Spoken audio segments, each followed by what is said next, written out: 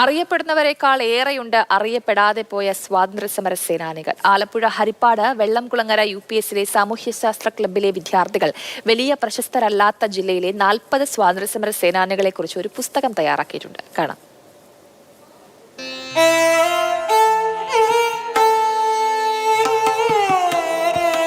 ശ്രീ പാണ്ഡവത്ത് ശങ്കരപ്പിള്ള നാട്ടുകാരുടെ ഉന്നമനത്തിനു വേണ്ടി ജീവിച്ചു മരിച്ച തികഞ്ഞ ഗാന്ധിയനായ മനുഷ്യസ്നേഹിയായ സ്വാതന്ത്ര്യ സമര സേനാനിയാണ് പാണ്ഡവത്ത് ശങ്കരപ്പിള്ള. നായർ സർവീസ് സൊസൈറ്റിയുടെ രൂപീകരണത്തിൽ മന്നത്ത് പത്മനാഭനൊപ്പം പ്രവർത്തിച്ച പ്രമുഖരിൽ ഒരാൾ. 1921 ഇന്ത്യൻ നാഷണൽ കോൺഗ്രസിൽ അംഗമായി.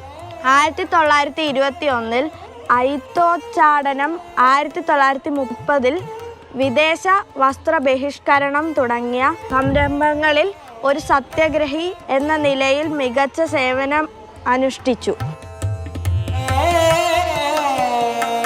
CK മാധവക്കുറുപ്പ് സ്വാതന്ത്ര്യ സമര സേനാനി, അധ്യാപകൻ, കർഷകൻ എന്നിങ്ങനെ വ്യത്യസ്ത നിലകളിൽ വ്യക്തിമുദ്ര പതിപ്പിച്ച ആളാണ് ശ്രീ കരുവറ്റ മാധവക്കുറുപ്പ്.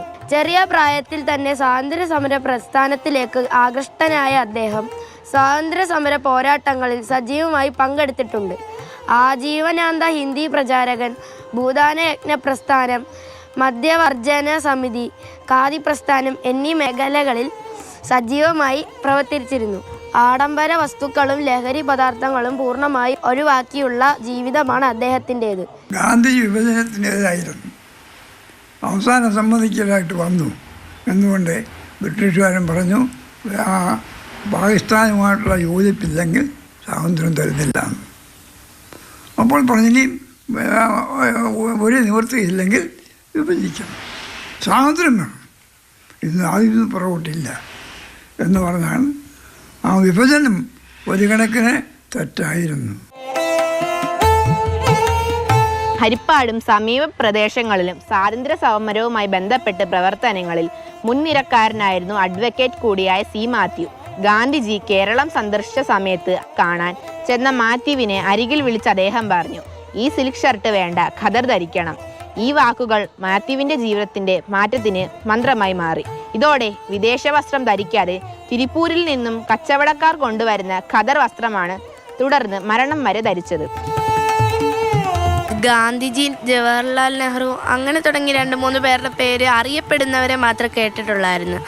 നമ്മളുടെ നാട്ടിലും ഇതേപോലുള്ള സ്വാതന്ത്ര്യ സമര സേനാനികളുണ്ടെന്ന് എനിക്കറിയത്തില്ലായിരുന്നു. ഈ പഠന പ്രവർത്തനത്തിലൂടെയാണ് എനിക്ക് നമ്മുടെ നാട്ടിലും ഇങ്ങനെ സ്വാതന്ത്ര്യ സമര സേനാനികളുണ്ടെന്ന് മനസ്സിലായത്.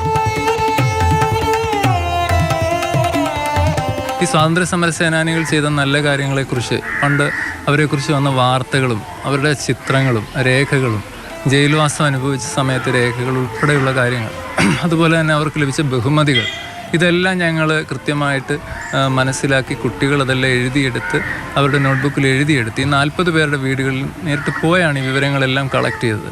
അപ്പോൾ അതിനുശേഷം ഞങ്ങളതൊരു പുസ്തകമാക്കി പ്രസിദ്ധീകരിക്കുവാനായിട്ട് തീരുമാനിച്ചു. സ്വാതന്ത്ര്യ കീർത്തി എന്ന പേരിൽ ആ പുസ്തകമാക്കി ഞങ്ങളത് പ്രസിദ്ധീകരിച്ചു. ജില്ലയിലെ കൂടുതൽ സ്വാതന്ത്ര്യ സമര സേനാനികളെ കണ്ടെത്തി സ്വതന്ത്ര കീർത്തിയുടെ അടുത്ത ഭാഗം ഇറക്കാനുള്ള തയ്യാറെടുപ്പിലാണ് വിദ്യാർത്ഥികളും അധ്യാപകരും.